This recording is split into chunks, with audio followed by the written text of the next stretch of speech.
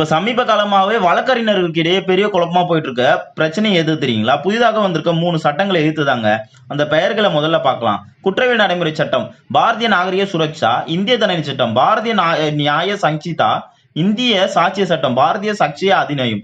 இந்த மாதிரி பெயர்களை கடந்த டிசம்பர் 20ஆம் தேதி பாத்தீங்கன்னா எதிர்கட்சி எம்பி ஒப்புதல் இல்லாமலே பில் பாஸ் ஆக்கப்பட்டிருக்காங்க.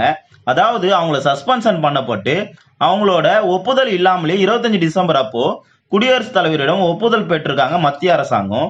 இதை எதிர்த்து விஷால் திவாரி அட்வொகேட் பாத்தீங்கன்னா இது ஃபண்டமெண்டலா அடிப்படையாவே மக்களுக்கு பாதிப்பு தரக்கூடியதாகவும், போலீஸ் கஸ்டடி பாத்தீங்கன்னா 15 நாளுக்கு பதிலாக 90 நாட்கள் மாற்றம் செய்யப்பட்டிருக்கிறது.